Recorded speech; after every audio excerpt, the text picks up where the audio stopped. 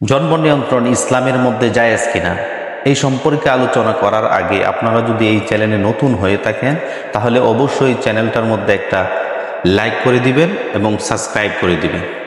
জন্ম নিয়ন্ত্রণ ইসলামের মধ্যে জায়েজ কিনা এই সম্পর্কে ইসলামিক স্কলারগণ বলেন সাময়িকভাবে জন্ম নিয়ন্ত্রণ জায়েজ। সেটা কীরকম? স্ত্রী যদি অসুস্থ অবস্থায় থাকে, সুস্থ হওয়ার আগ পর্যন্ত সে জন্ম নিয়ন্ত্রণ করতে পারবে, তাতে কোনো সমস্যা নাই। স্ত্রী যদি রক্তের হিমোগ্লোবিন কম থাকে, এই মুহূর্তে সন্তান নিলে তার সমস্যা হবে, ইসলামিক ডক্টর বলেছে যে এখন সন্তান নিলে তার সমস্যা হবে, এই অবস্থায় এই নারীকে সন্তান না নেওয়ার জন্যই ইসলাম সাজেস্ট করে এই অবস্থায় সে সাময়িকভাবে জন্ম নিয়ন্ত্রণ করতে পারবে। আরেকটা সামাজিক কারণের মধ্যে আরেকটা রহে আছে, সেটা হলো মনে করেন ঢাকার মধ্যে সে অবস্থান করতেছে, এখন সে যদি সন্তান নেয় তাহলে সন্তানের লালন পালন কে করবে? সেই জন্য সে 2 মাস 6 মাস 1 বছরের জন্য জন্ম নিয়ন্ত্রণ করতে পারবে। বাড়িতে আইসা সে ইচ্ছামতো জন্মগ্রহণ অর্থাৎ সে সন্তান নিবে। এখন ঢাকার মধ্যে আছে, এখন কিভাবে সে সন্তান নিবে? সুতরাং লালন পালনের চিন্তায় সে অস্থায়ীভাবে সাময়িকভাবে সে জন্ম নিয়ন্ত্রণ করতে পারবে, বাড়িতে আইসা সে সন্তান নিবে, এই উদ্দেশ্যে সাময়িকভাবে জন্ম নিয়ন্ত্রণ করতে পারবে। আর স্থায়ীভাবে, একেবারে স্থায়ীভাবে জন্ম নিয়ন্ত্রণ করা হারাম।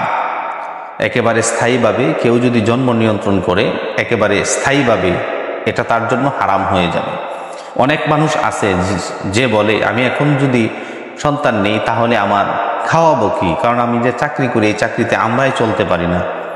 এ সম্পর্কে আল্লাহ রাব্বুল আলামিন কোরআন শরীফের মধ্যে বলেন ওয়া মা মিন দাব্বাতিন ফিল আরদি ইল্লা আলাল্লাহি রিজকুহা, এই পৃথিবীর বুকে এমন কোনো বিচরণশীল জীব নাই যেই জীবের রিস্কের দায়িত্ব আল্লাহ রাব্বুল আলামিন নিজ হাতে না নিয়ে থাকেন।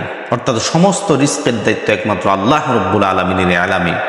সুতরাং একজন ইমানদার ব্যক্তি খাবারের ভয়েতে সে কখনো সন্তান না নেওয়া থেকে বিরত থাকতে পারে না।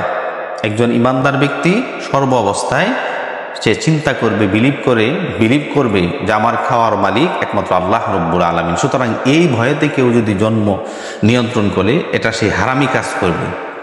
তার তওবা করে সে নতুনভাবে সে ইসলামের মধ্যে দাখিল করতে হবে, কারণ সে আল্লাহর একটা নাম হলো রাজ্জাক, সে আল্লাহর এই রাজ্জাক নামটাকে অস্বীকার করতেছে। সুতরাং কেউ যদি আল্লাহর গুণবাচক নামকে অস্বীকার করে সে ইসলাম থেকে খারিজ হয়ে যায়। সুতরাং এই ভয়েতে কেউ জন্ম নিয়ন্ত্রণ থেকে দূরে সরে থাকা যাবে না। ভাইয়েরা আমার, আপনারা দেখেন যেই সমাজের মধ্যে কোনো ফ্যামিলির মধ্যে যদি সন্তান থাকে 2টা, অনেক সময় একটা সন্তান মারা গেলে দেখবেন পরে আরেকটা সন্তান থাকে, এই সন্তানটার একটা সন্তানের দিকে কোনো আশাও করা যায় না। ঘটনাক্রমে এই সন্তানটা যদি অ্যাক্সিডেন্ট হয়ে যায় সে পঙ্গু হয়ে যাবে। এই জন্য আপনার সন্তান যদি বেশি নেন দেখবেন 2-4টা সন্তান এমনিতেই ভালো হয়ে যায়। এই জন্য সন্তান বেশি নেবেন। সন্তান যদি বেশি হয় তাহলে আপনার ফ্যামিলির মধ্যে আল্লাহর পক্ষ থেকে রহমত আসবে, কারণ সবাই মিলে আল্লাহর কাছে দোয়া করবে, আল্লাহ রাব্বুল আলামিন ওই ফ্যামিলির মধ্যে রহমত বরকত দিয়ে ঢেলে দিবে। সুতরাং সন্তান বেশি নেবেন, সন্তান কম নেবেন না। কারণ আপনার যদি সন্তান বেশি থাকে, দুনিয়াতে সবচেয়ে বড় সম্পদ হলো আপনার সন্তান। আপনার টাকা পয়সা এটা আপনি ইচ্ছা মতন কামাইতেও পারবেন, ইচ্ছা হলে এটা আপনি খরচও করতে পারবেন, কিন্তু একমাত্র সন্তান, এই সন্তান আপনি টাকার মাধ্যমে কিনতে পাবেন না।